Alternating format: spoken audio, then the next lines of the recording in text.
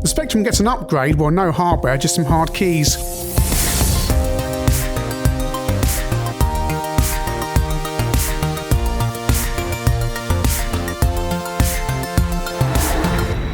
Here we are again at last, at the ChinnyVision table. When were we last here? Pre-pandemic, I think. I've been doing my videos since in the office. But yeah, here we are back again. And the Sinclair Spectrum. This is the one I nearly ruined on the video last year or the year before. Who knows? I've lost all concept of time. Originally retailed for $175, I think, on release. And reduced to $125 a little bit later on when the model we're about to look at was released. Criticisms of the unit, well, Alan Sugar called it a pregnant calculator. Other people pointed out the rather rubbish rubber keys that you had to press quite hard to get anything to register on, shoddy build quality, and just generally be made to a price, really, and make it very hard to be taken as a serious computer, because trying to program on this, well, you could do it, and people get cross when I say, well, you can't use a rubber key, but frankly, it's hard work. It's hard work playing games on this, let alone, and that's with a new membrane, let alone trying to use a well-worn Spectrum back in the day and trying to code on this, but people did, because there was nothing better. Well, apart from the Commodore 64, all downvotes.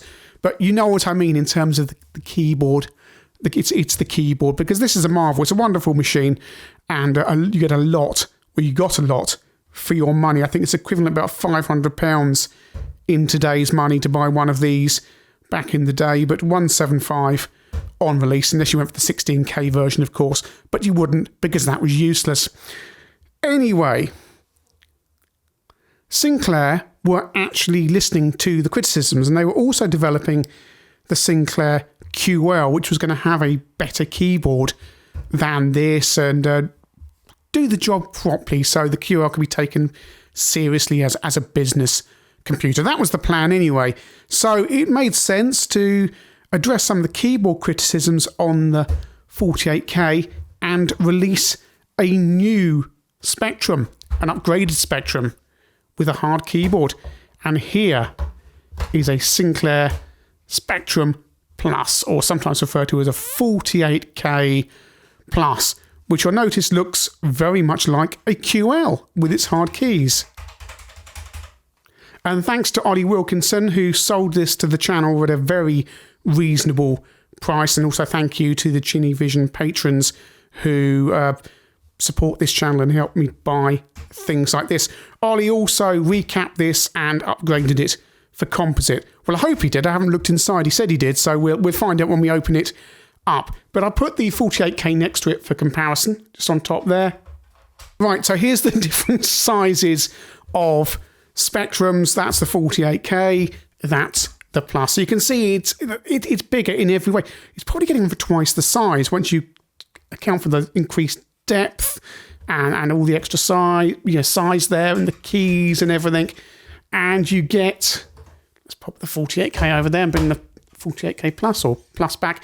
You get this hard keyboard, which is an odd thing. And I bet I can't make it do it now. But it does. It's not a conventional keyboard. It's Sinclair. So what they've done is they've used the same kind of cheap membrane underneath.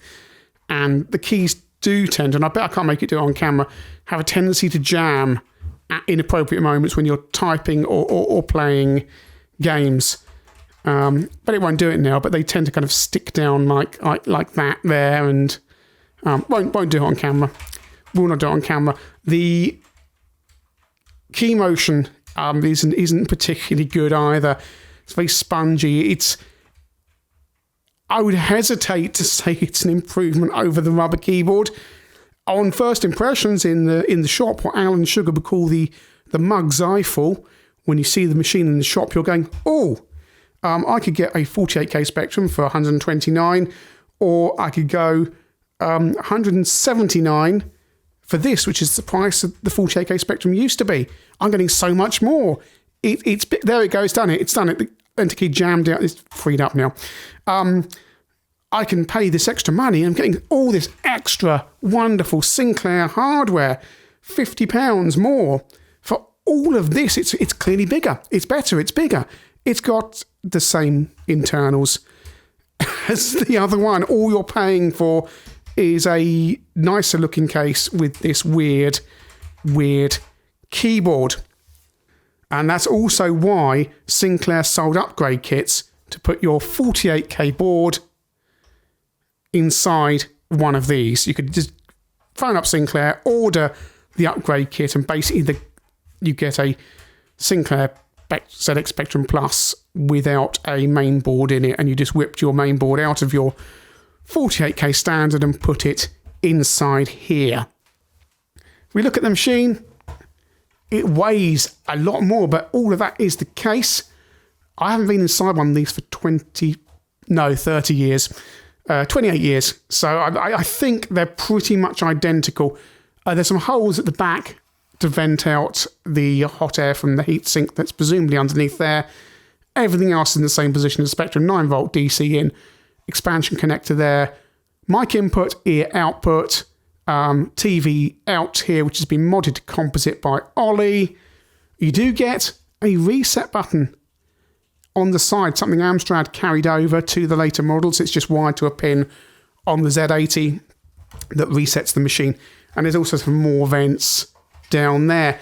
You do get underneath, and it says there, designed in Cambridge, England by Sinclair Research, 1984 Sinclair Research Limited, patents pending.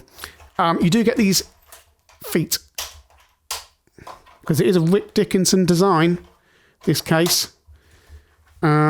You get the feet there, so the machine will actually sit up to make it look like a serious computer. Ergonomically, it makes very little difference at all. It makes a slight difference, I suppose. But, yeah, that's what you're getting for your £50. And one thing of the keyboard is more standard than the 48K because your spacebar isn't over the side there. It's actually in the middle. And you have some cursor keys as well there, which of course aren't present on the original Spectrum unless you start pressing, well, they're up there, aren't they? You've got to press down Shift and something to get that all working. There is one of the reasons I like this model is it does look good. I mean, there's nothing more over a 48K really here other than a slightly improved keyboard, and that's it. But it does look like a 128, which is exactly the same styling, but it has that metal heatsink on the side. So if you can't afford a 128 or are unwilling to pay for a 128 and they go for silly money, I mean the Sinclair models, not the Amstrad models, I always recommend a grey Spectrum Plus 2 if you want to own a Spectrum. But if you've always looked at a 128K with a heatsink on the side and gone, can't really afford that or not going to spend that kind of money, then a 48 Plus is actually a nice alternative because it looks pretty much identical, barring the heatsink on the side, and therefore you get something that looks aesthetically pleasing without the expense of buying a 128K model. As I said, hardware-wise, there is no difference at all. I'm fully expecting to open this up and find there is a standard 48K Spectrum board in there.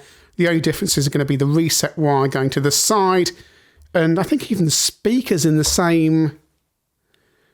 Yeah, even the speakers in the same place. Speaker there and there. So, yeah, but we will see. We will have a look inside this as I get my toolkit out and see what treasures Sir Clive has in store for us. Right, I have all the screws out. I think so I've got 6 screws, 7 holes, but one of them was empty, so that's life.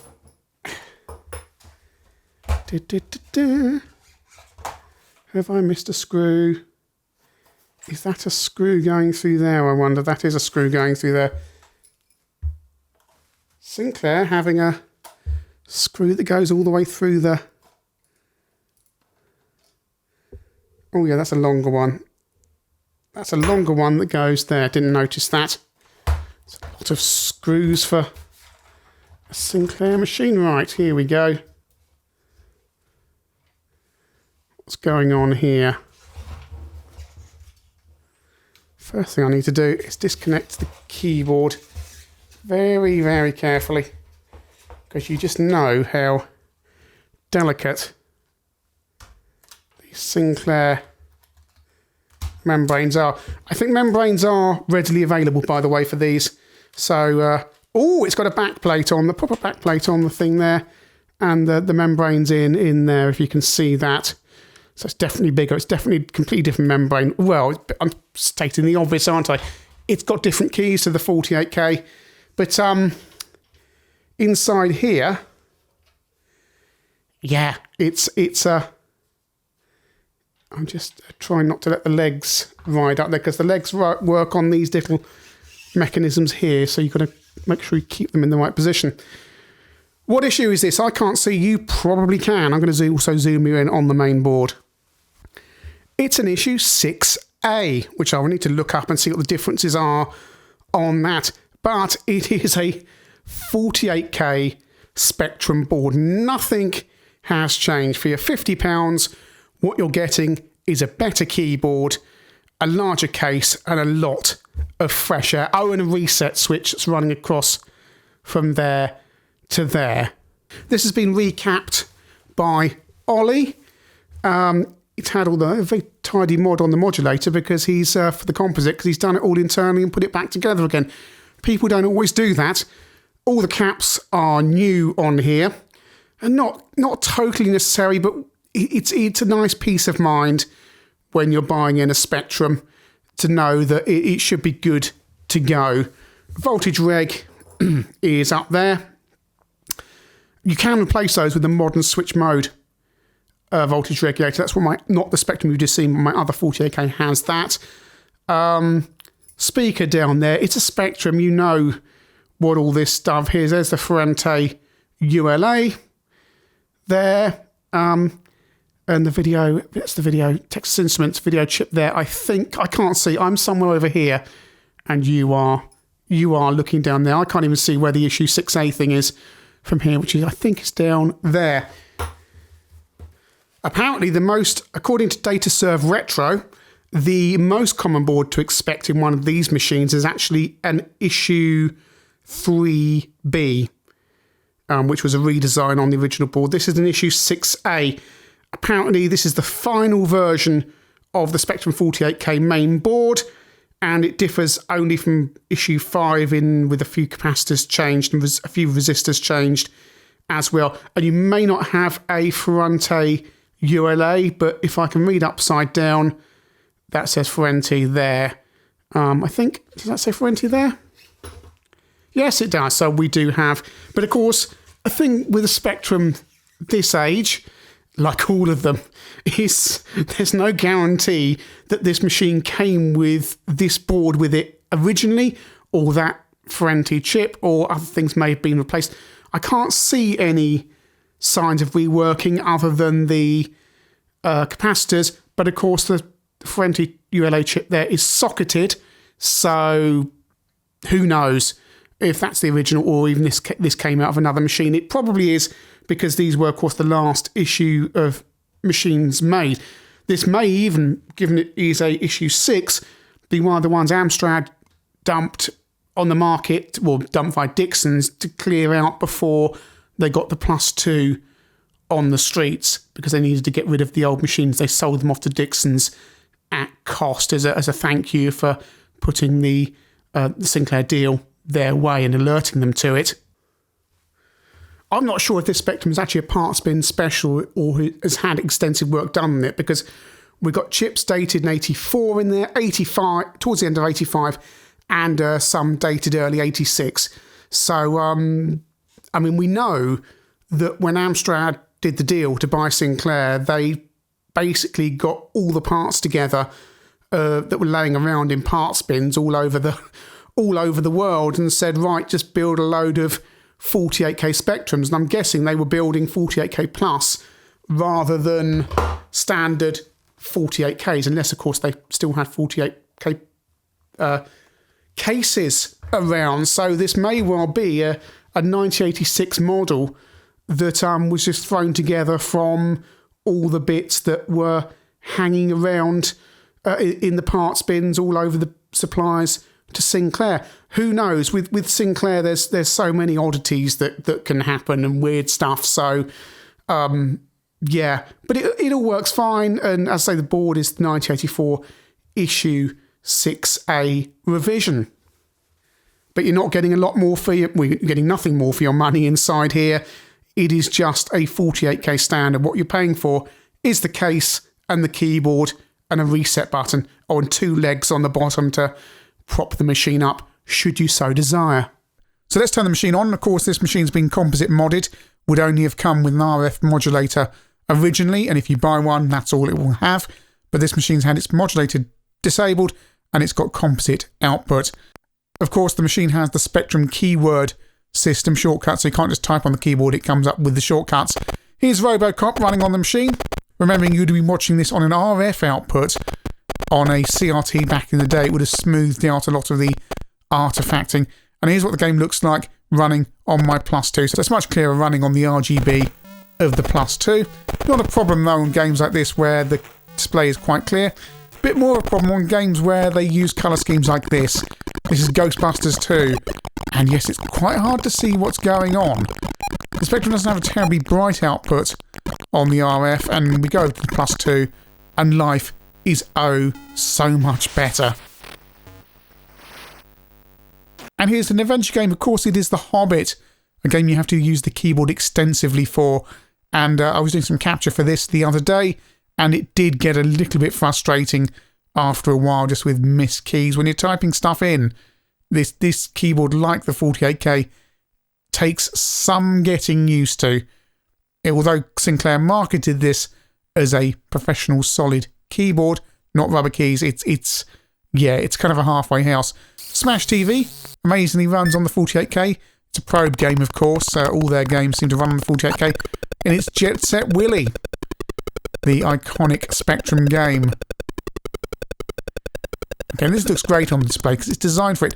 Feud running on the 48K as well. And Turrican 1. Again, looks pretty good here on the 48K. It's never going to look perfect. You're always going to get PAL artifacts everywhere, and it's always going to be a little bit blurry. But it's not as bad as it could be. And finally, have a look at Dizzy. Another classic 48K game. Of course, it originated on the Amstrad CPC, but everyone just assumes it's a Spectrum original.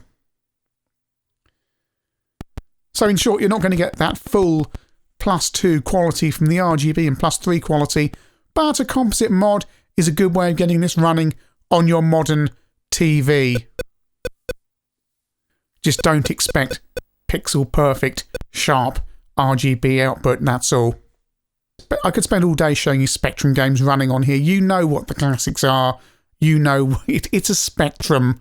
It's all about owning a different model of a Spectrum rather than picking this machine as perhaps your only Spectrum, because, as I always say, the one to own is the Grey Plus 2. And if you've never used a Spectrum before, you might be wondering where the joystick port is. The answer is there isn't one. You have to buy a joystick interface for one of these. So, why own a ZX Spectrum Plus? Well, it's very small improvements over the 48K standard model, really.